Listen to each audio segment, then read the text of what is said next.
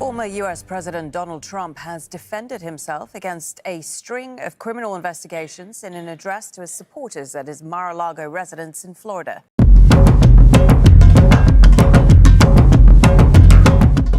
Halo sahabat, kembali lagi di channel Resolusi Pandang, berusaha memandang dunia dengan resolusi kejernihan.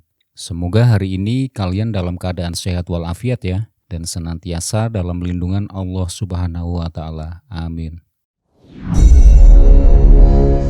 Trump didakwa yang merupakan peristiwa pertama kali di negara demokrasi Amerika. Belum pernah ada sebelumnya mantan presiden Amerika didakwa dengan tuduhan pidana kriminal. Peristiwa pertama di negeri demokrasi tertua di dunia. Peristiwa pertama kriminalisasi lawan politik secara terang-terangan. Yang jadi pertanyaan, apakah Trump akan dipenjara? Akankah Trump masih bisa ikut pemilihan presiden Amerika di tahun 2024 nanti? Apakah dakwaan kepada Trump murni kriminal atau pemerintah Partai Demokrat incumbent Amerika yang banyak pemahaman kiri tersebut atau yang disebut juga left-wing Demokrat yang cenderung pragmatis ingin berkuasa terus dengan mengikuti langkah Rusia, Tiongkok, dan Turki? Pengusaha utamanya ingin berkuasa terus dengan strategi apapun termasuk mempidanakan lawan politik. Bayangkan, negara demokrasi tertua melakukan hal itu. Incumbent ingin berkuasa, lawan politik terberatnya dipidanakan. Xi Jinping lakukan itu sejak awal dirinya berkuasa di tahun 2013 dengan dan atas nama memberantas korupsi. Yang beneran korupsi sih, namun sekaligus membantai lawan politik karena kalau kroninya Xi Jinping, dia main slow. Dia tidak eksekusi walaupun korupsi. Sampai tahun 2020-an misalnya, Xi Jinping bukan hanya lawan politik yang digebosin. Orang populer anti Xi Jinping juga dihajar, termasuk Jack Ma, dimiskinkan dari pengendali suara mayoritas di N Group. Jadi tersisa kurang dari 15% suara Jack Ma di N Group sekarang. Dan Jack Ma diasingkan, tidak boleh bersuara di publik sekarang.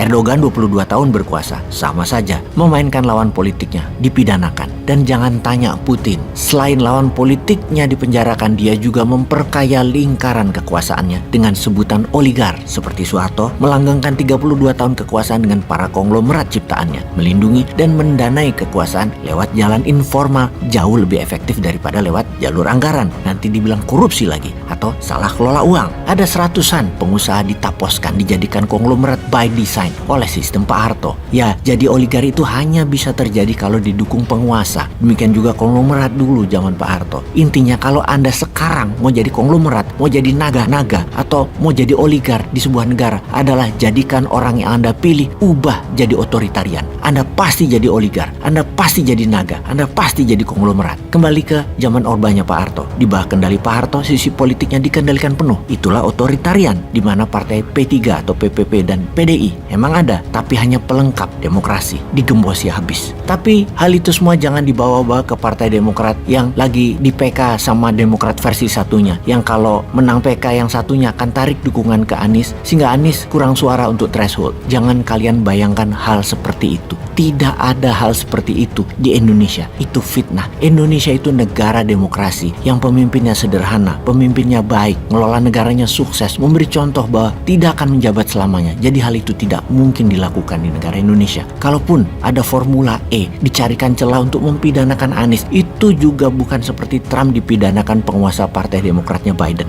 Beda, tidak sama. Di Indonesia tidak ada motif politik. Politikusnya menjunjung demokrasi, pejabatnya fair play. Salah, ya bilang salah. Benar, ya dijunjung. Jadi kita jelaskan berkali-kali ya, Indonesia demokrasinya terbaik, teradil. Tidak ada yang namanya pejabat mau membangun dinasti keluarga selamanya berkuasa, merubah undang-undang agar bisa selamanya berkuasa juga seperti Putin atau Xi Jinping, menjadi pemimpin otoriter berjamaah, rezim otoriter pinjam tangan salah satu pejabat seakan diberi kuasa penuh. Tidak ada seperti itu. Itu hoax. Indonesia tidak mengenal dan tidak mungkin ada hal seperti itu. Indonesia negara hukum yang adil, politikusnya amanah mewakili suara rakyat, bukan suara ketum partai, di bawah pemimpin yang sederhana, yang cinta rakyat, yang tidak ingin menjabat 3 kali atau bahkan sampai selamanya menjabat. Tidak ada. Tapi entah kalau di Wakanda, Indonesia mah nggak ada, bersih, suci. Kita ke Trump. Apa yang didakwa ke Trump? Dakwaan adanya tuduhan uang tutup mulut yang katanya diberikan oleh lawyernya Trump kepada bintang porno Stormy Daniels sejumlah $130.000 yang katanya pernah jadi pacar Trump di tahun 2016,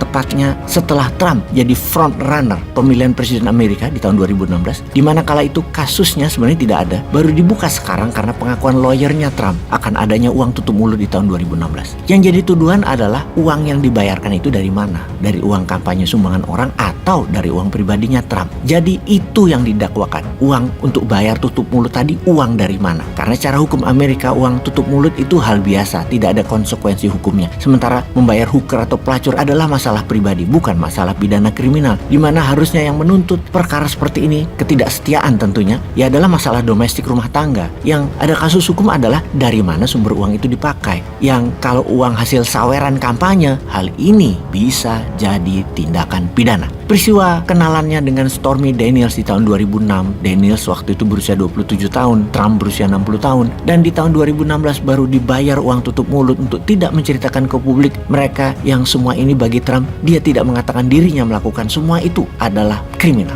Tuduhan terhadap Trump adalah mismanajemen uang kampanye yang merupakan tindakan kriminal jika terbukti dan bisa menjadi penghalang langkah berikut Trump jadi presiden Amerika kembali. Setidaknya citra Trump hancur. Namun Amerika adalah negara yang aneh. Perselingkuhan bukan hal yang akan membuat Anda tidak terpilih di Amerika. Malahan Anda dibilang macho man, he man, real man. Gitu dah Amerika. Namun Trump di penjara adalah langkah yang harus diambil oleh incumbent Amerika, oleh left wing Demokrat, yang mana dunia terbelah dalam melihat kasus dakwaan Trump. Di Amerika, suara yang mengatakan dakwaan ini adalah politik di belakangnya atau bahasa politiknya witch hunt, yaitu menarget seseorang, dikatakan dia penyihir agar dibakar seperti di zaman medieval abad pertengahan di Eropa. Trump ditarget didakwa jadi witch, dukun penyihir. Ternyata lebih dari 52% responden mengatakan kasus dakwaan ke Trump adalah murni kriminalisasi, menarget karir politik Trump agar hancur. Apakah benar akan berimpak kepada pencalonan Trump di tahun 2024, di mana saat ini Trump adalah frontliner Partai Republik untuk kembali untuk jadi calon presiden 2024? Kita belum tahu, namun secara fakta